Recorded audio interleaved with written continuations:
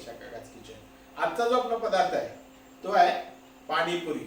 नाव ऐकल्या ऐकल्या प्रत्येकाच्या तोंडाला पाणी सुटतं। लहानांपासून मोठ्यापर्यंत सगळ्यांना आवडणारा पदार्थ म्हणजे पाणीपुरी। आणि आज आपण पाणीपुरीची रेसिपी बघणार आहोत। त्याच्याबरोबर हिरवी चटणी, गोड चटणी, पाणीपुरीचं पाणी आणि पाणीपुरीच्या पुऱ्या या कशा करायच्या याची सगळी रेसिपी आज आपण बघणार आहोत। ही रेसिपी तुम्हाला आवडली तर आपला एक लाईक या रेसिपीला द्यायचा। ही रेसिपी आपल्या सर्व मित्रमैत्रिणींना शेअर करायची आणि आमच्या चॅनलला जर सबस्क्राईब केलं नसेल तर सबस्क्राईब करायचं। चला तर मग बघूया आजची आपली पाणीपुरीची रेसिपी। सर्वप्रथम आपण इथं पाणीपुरीसाठी लागणाऱ्या ज्या पुऱ्या आहेत त्या पुऱ्याचं पीठ तयार करून घेणार आहोत। त्यासाठी आपण इथं एक कप रवा घेतलेला आहे, 2 मोठे चमचे मैदा घेतलेला आहे आणि कोमट पाणी घेतलेलं आहे। सर्वप्रथम एका बाउलमध्ये आपण यातला हा 1 कप रवा जो आहे तो रवा घालून घेऊ। त्याच्यामध्ये हा 2 चमचे मैदा जो आहे तो मैदा घालून घेऊ। त्याच्यानंतर चवीनुसार याच्यामध्ये मीठ घालून घेऊ आणि हे सगळं एकत्र। आता ह्याच्यामध्ये आपण हे कोमट पाणी घालायचं आहे आणि हे व्यवस्थित एकत्र करून मळून घेणार आहोत, त्याचा गोळा करून घेणार आहोत। या पद्धतीनं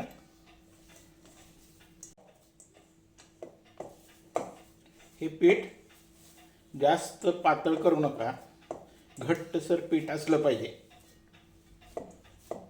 या पद्धतीनं हे व्यवस्थित मळून घ्या आणि हे असं गोळा करून आपण हे पीठ ठेवून घेणार आहोत। एक अर्धा तास आपण हे पीठ असंच बाजूला ठेवणार आहोत। आता आपण इथं पाणीपुरीसाठी लागणाऱ्या पाण्यासाठी जे घटक लागणार आहेत ते बघून घेऊ। इथं कोथिंबीर, पुदिना, आलं, अर्धा लिंबू आणि मिरच्या हे पदार्थ घेतलेले आहेत। गूळ आहे, काळे मिरे आहेत, लवंग आहे आणि चिंच आहे। त्याच्याबरोबरीनं आपल्याला लाल तिखट, मीठ आणि जिरे लागणार आहेत। या सगळ्या पदार्थांचा वापर करून आपण पाणीपुरीचं पाणी करणार आहोत। सर्वप्रथम एका मिक्सरच्या भांड्यामध्ये आपण यातल्या 2 मिरच्या टाकणार आहोत। त्याच्यानंतर 1 मूठभर पुदिना घालणार आहोत। त्याच्यातच आपण 1 मूठ कोथिंबीर घालणार आहोत। त्याच्यात आलं घ्यायचं आहे आपल्याला, तर तुकडा आपण चिरून घेतलेला आहे तो त्याच्यामध्ये घालणार आहोत। त्याच्यानंतर काळे मिरे घालणार आहोत, साधारण पाव चमचा। 3 लवंगा घालणार आहोत। त्यामध्ये आपण 1 चमचा जिरे घालणार आहोत। लाल तिखट आपण थोडंसं त्याच्यामध्ये घालायचं आहे। मीठ घालणार आहोत चवीनुसार। त्याच्यानंतर चिंच भिजवून घेतलेली आहे त्याचा कोळ साधारण 3 चमचे घालून घ्यायचा आहे। गूळ घालणार आहोत आपण साधारण 2 ते 3 चमचे एवढा गूळ त्याच्यामध्ये घालून घ्यायचा आहे आणि हे सगळं आपण मिक्सरमधून वाटून घेणार आहोत। आता ही आपली चटणी वाटून झालेली आहे, ही आपण एका मोठ्या भांड्यात काढून घेऊ। त्याच्यामध्ये आता आपण 6 कप पाणी घालून घेणार आहोत।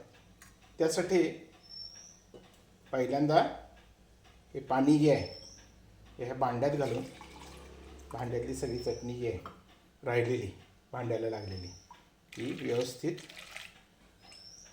धुवून काढून घ्या आणि त्याच्यानंतर ह्याच्यामध्ये आपण 6 कप पाणी घेणार आहोत।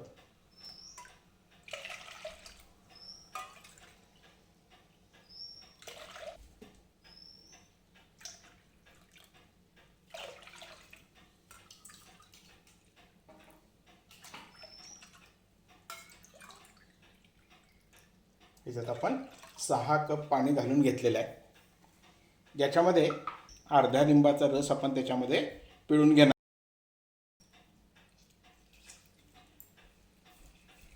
बाजार पाणीपुरीचं पाणी जे केलं जातं ते वापरलं जातं मोठ्या प्रमाणात. आपण इथं कुठलेही केमिकल्स इथं आपण लिंबाचा रस त्याच्यामध्ये घालतोय. ह्या पाण्याची नंतर चव बघून त्याच्यामध्ये मीठ कमी जास्त असेल तर मीठ घालून घ्या. तिखटाला जर जास्त असेल तर त्याच्यामध्ये थोडीशी साखर घालून घेतली तरी चालेल. याच्यामध्ये बाजारसारखं दिसावं म्हणून आपण थोडीशी खारी बुंदी घालून घेणार आहोत. आणि हे पाणी आपलं पाणीपुरीचं तयार झालेलं आहे. अशा पद्धतीनं आपलं पाणीपुरीचं पाणी तयार झालेलं आहे. आता पाणीपुरीसाठी लागणारी जी हिरवी चटणी असते ती आपण तयार करून घेऊया. त्यासाठी आपण इथं पुदिना, 2-3 लसणाच्या पाकळ्या, मिरची आणि कोथिंबीर घेतलेली आहे. याच्याशिवाय आपल्याला मीठ लागेल. पहिल्यांदा आपण मिक्सरच्या भांड्यामध्ये मिरची, पुदिना, कोथिंबीर आणि 3 लसूण पाकळ्या घेऊया. आणि त्याच्यामध्ये चवीनुसार अर्धा चमचा मी मीठ घालून घेते. तुम्हाला आणि मीठ लागल्यानंतर तर घ्यायला हरकत नाही. हे आपण मिक्सरमधून बारीक वाटून घेऊया. तिखट चटणी जी आहे ती वाटून झालेली आहे. ही एका बाउलमध्ये आपण काढून घेऊ. ह्याच्यात हवं असल्यास पाणी घालून त्याची कन्सिस्टन्सी ॲडजस्ट करून घ्या. ही आपली तिखट चटणी तयार झालेली आहे. आता ह्यासाठी जी तिखट गोड चटणी केली जाते त्या चटणीचं साहित्य बघून घेऊ. इथं खजूर घेतलेले आहे भिजवून, साधारण 10-12 खजूर भिजवून त्यातल्या बिया काढून घेतलेल्या आहेत. गूळ घेतलेला आहे साधारण 2 चमचे आणि चिंच घेतलेली आहे साधारण 4 चमचे. त्याच्यानंतर तिखट लागेल आपल्याला आणि मीठ लागेल. या सगळ्या गोष्टी आपण एकत्र करायच्या आहेत. पहिल्यांदा एका मिक्सरच्या भांड्यामध्ये सगळी खजूर काढून घेऊ, गूळ घालून घेऊ, त्याच्यानंतर चिंचेचा कोळ सगळा घालून घेऊ, थोडीशी तिखट पूड घालून घेऊ आणि चवीनुसार थोडं मीठ घालून घेऊ. आणि हे सगळं आपल्याला मिक्सरमधून बारीक वाटून घ्यायचं आहे. ह्याची आपण परत चटणी करून घेऊ. ही आपली गोड चटणीसुद्धा आता वाटून झालेली आहे. ही आपण बाउलमध्ये काढून घेऊ. त्याची कन्सिस्टन्सी नंतर पाण्याने ॲडजस्ट करा. ही आपली गोड चटणीसुद्धा तयार झालेली आहे. पाणीपुरीसाठी आपल्याला मूग पण लागतात. इथं भिजवलेले मूग घेतलेले आहेत. त्यात चवीनुसार थोडं मीठ घालून पाणी न घालता आपण हे सगळं उकडून घेणार आहोत. आता आपण हे जे पीठ मगाशी भिजवलं होतं रवा आणि मैदा घालून, ते पीठ त्याचा गोळा काढून घेतलेला आहे. त्याचे छोटे छोटे 3 गोळे करून घेऊया आपण आणि त्याच्या पुऱ्यासाठी लाटून घेऊया. या पद्धतीनं 3 आपण त्याचे गोळे केलेले आहेत. आणि हे गोळे जे आहेत ते आपण पुरीसाठी लाटून घेणार आहोत. व्यवस्थित त्याची पोळी लाटून घ्या. हे आपलं आता या पद्धतीनं लाटून झालेलं आहे. आता याच्या आपण या पुऱ्या सगळ्या व्यवस्थित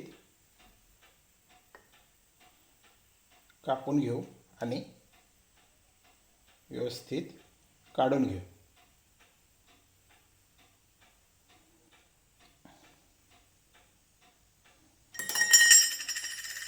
या पद्धतीनं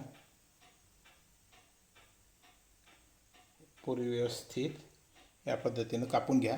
आणि या पुऱ्या आपण ह्या सगळ्या पुऱ्या अशाच कापून घेणार आहोत. आता आपण इथं तेल गरम झालेलं आहे. तेलामध्ये ह्या पुऱ्या टाकून तळून घेऊया.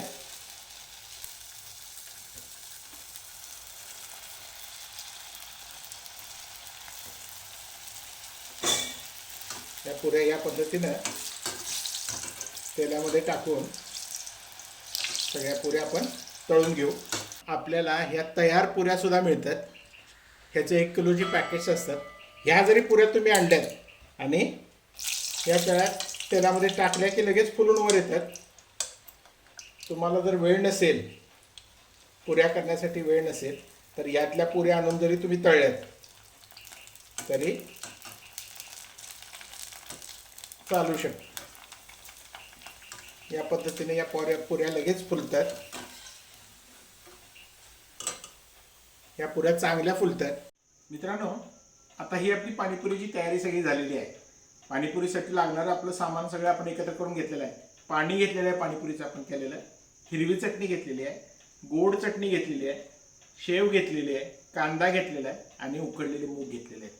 आणि त्याबरोबरीने आपण केलेल्या पुऱ्या सुद्धा घेतलेल्या आहेत. ही प्रत्येक पुरी घ्या आणि वरच्या बाजूला, ज्या बाजूला पुरी पातळ असेल त्या बाजूला या पद्धतीनं एक भोग करून घ्या. त्याच्यामध्ये थोडे मूग घालून घ्या. त्याच्यावर गोड चटणी घाला. त्याच्यावर थोडी तिखट चटणी घाला. तिखट चटणी आवश्यकतेनुसार घाला. त्याच्यानंतर ह्याच्यात थोडंसं पाणी घालून घ्या आणि थोडासा कांदा घालून आणि थोडीशी शेव घालून ही पाणीपुरी सर्व करा. या पद्धतीने आपण सगळ्या पाणीपुऱ्या भरून घेऊ आणि या पद्धतीनं मित्रांनो आपली पाणीपुरी तयार झालेली आहे. या पद्धतीने आपली प्रत्येक पाणीपुरी तयार करा. गरजेनुसार आपल्याला किती पुऱ्या लागतील त्यानुसार भरून घ्या. पुऱ्या जास्त वेळ भरून ठेवू नका, नाहीतर पुऱ्या मऊ होतात आणि खायला व्यवस्थित वाटत नाही, कुरकुरीत राहत नाहीत. या पद्धतीनं ही आपली पाणीपुरीची डिश तयार झालेली आहे. ही डिश तुम्ही करून बघा, तुम्हाला नक्की आवडेल. आवडली तर आपल्या सगळ्या मित्रमैत्रिणींना शेअर करा. या रेसिपीला आपला एक लाईक द्या आणि आमच्या चॅनलला सबस्क्राईब करायला विसरू नका. आमचा व्हिडिओ शेवटपर्यंत बघितल्याबद्दल धन्यवाद.